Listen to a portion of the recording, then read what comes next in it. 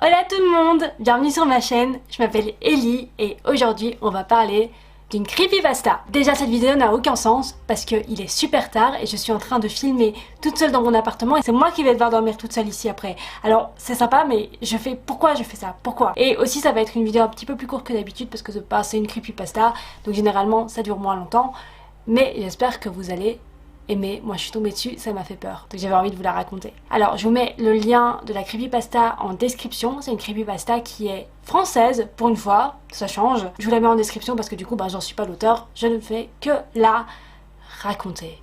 Alors aujourd'hui nous allons parler de l'histoire de Julien. Je l'appelle Julien, ce n'est pas le nom qui est dit dans la creepypasta mais moi j'ai envie de l'appeler Julien, alors appelons-le Julien. Et Julien, il commence son histoire en parlant du dark web.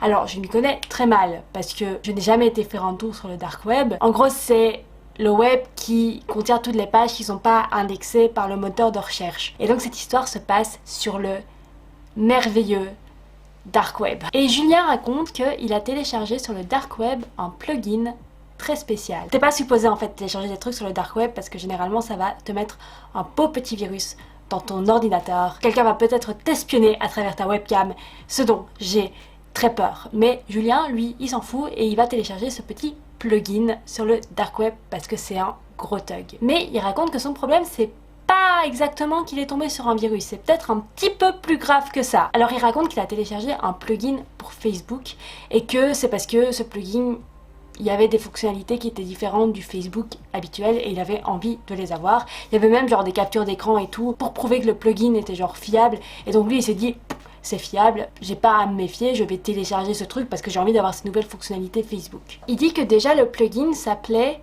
Hatebook et il s'est pas posé de questions au départ, il s'est dit c'est juste un nom, c'est pas très grave. Première chose bizarre, le plugin s'installe dans une fenêtre différente du Facebook qui était allumé. Le design il est différent de celui de Facebook normal, il est rouge clair avec des grandes lettres blanches. Et il y avait aussi, comme le Facebook normal, une fenêtre où tu peux écrire le nom de quelqu'un. Et Julien n'a aucune idée de ce qu'il est en train de faire et donc il tape la lettre F et le premier profil qui apparaît c'est le prénom de sa cousine qui s'appelle Fanny. Et donc il clique sur son profil et là tout d'un coup il y a un compte à rebours qui se déclenche. La fenêtre elle vire d'un coup au rouge sang et il y a la messagerie instantanée qui s'enclenche avec un bruit, mais vous savez comme la messagerie instantanée sur Facebook elle fait du bruit.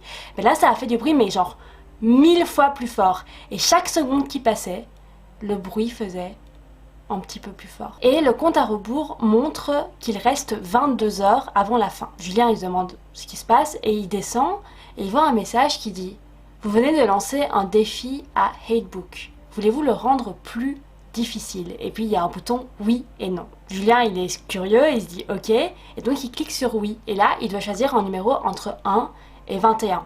Il choisit 20, le compte à rebours se débite de 20 heures. Alors sur l'écran de Julien d'un coup il y a un message qui met analyse de données en cours. Il voit qu'il y a toutes les données qui passent et toutes ces données c'est toutes les données de sa cousine.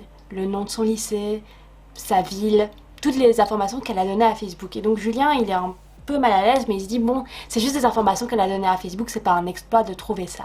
Et donc il va sur le mur de Fanny dans le Facebook normal, il voit que Fanny là elle a mis un statut comme quoi elle était au restaurant et que c'était un restaurant très connu de la ville et qu'elle en adorait la nourriture et donc elle a partagé ça sur Facebook en disant qu'elle y était. Et donc Julien il aime la publication et puis il rebascule sur Hatebook et là il voit la carte de la ville de Fanny.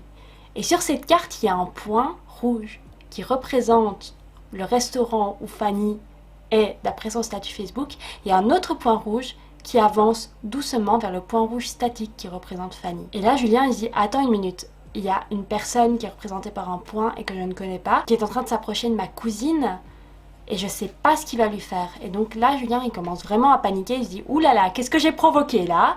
Et donc il essaye de fermer la fenêtre de Hatebook. Sauf que son ordinateur ne répond pas, il n'arrive pas à fermer la fenêtre et il est là à regarder les minutes qui s'écoulent et là il reste 50 minutes mais les minutes s'écoulent beaucoup plus vite que la normale. Il y a quelque chose vraiment qui va pas. Le point il continue à avancer, doucement mais il arrive bientôt près de Fanny. Et là, Julien, il prend son téléphone. Il appelle Fanny 1 fois, 2 fois, 3 fois. Elle décroche pas. Il se dit, mais putain, mais c'est pas possible, mais genre décroche là, j'ai besoin de toi. Pas de réponse de Fanny. Et donc il lui laisse un message en disant, Fanny, écoute là, j'ai déconné. Je sais pas ce qui se passe, mais casse-toi de ce restaurant. Tu vas me prendre pour un fou, mais casse-toi. Mets-toi à l'abri et envoie-moi un message quand t'es finalement à l'abri, s'il te plaît. Et là, il reste 20 minutes, puisque les minutes s'égrènent beaucoup trop vite. Et là, Julien, il se dit, ok, calme-toi. Ça se trouve, c'est juste un truc qui est fait pour effrayer les internautes. Il n'y a pas de problème, tout va bien se passer. Il se dit, non, mais vraiment, là, Fanny, elle n'est pas en danger, c'est pas possible qu'il se passe quelque chose. Mais les minutes continuent à passer beaucoup trop vite. Et là, d'un coup, le compteur s'arrête à 10 minutes 23 secondes. Et là, Julien, il se dit, quelqu'un réussit à arrêter Hatebook. Tout va bien. Fanny, c'était peut-être juste, elle répondait pas parce qu'elle était en train de manger. Y a pas de souci, je vais tout lui expliquer, je vais lui dire de se mettre à l'abri. Vraiment, j'ai pas fait de grosses conneries, quoi. Mais après ce blocage à 10 minutes 23 secondes, les minutes commencent à s'écouler beaucoup trop vite et s'arrêtent finalement à 30 secondes. Et puis là, les secondes s'égrènent normalement à la bonne vitesse. Et il voit les secondes s'écouler sans pouvoir rien faire. Et là, il voit le 0 qui apparaît. Les 2 points rouges sur l'écran se rencontrent et sur l'écran de Hatebook apparaît le mot fin.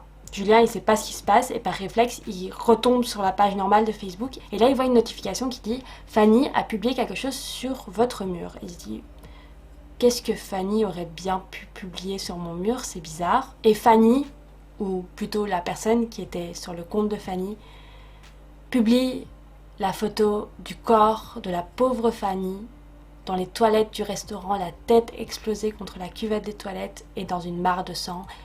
Elle est morte. Et en description de la photo, c'est Hatebook, @2012.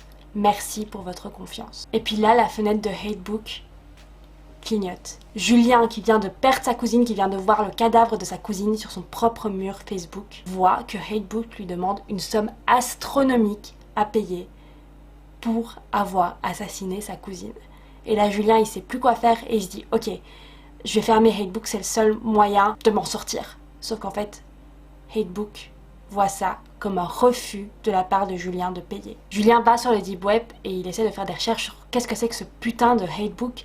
Et il trouve que Hatebook, en fait, c'est un réseau de tueurs en série français qui se relaient par ville en fonction de ce que les utilisateurs lui demandent de faire.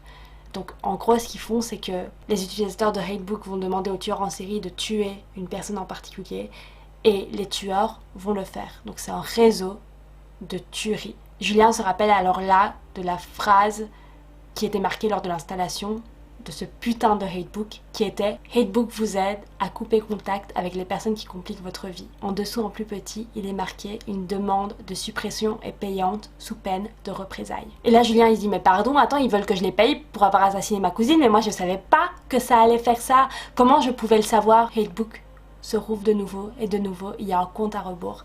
Et Julien se rend compte que ce compte à rebours, il est pour lui.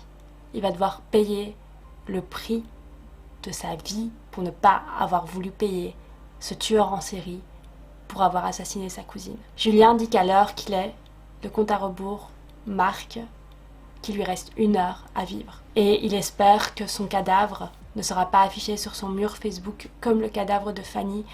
D'ailleurs, le mur de Fanny est devenu un véritable charnier. La personne qui l'a tuée n'arrête pas de poster des photos de Fanny morte sur tous les angles possibles et imaginables. Et Julien finit son histoire en nous prévenant de ne pas mettre toutes nos informations sur les réseaux sociaux parce qu'on ne sait jamais qui peut tomber dessus. Voilà, j'espère que vous avez apprécié cette vidéo.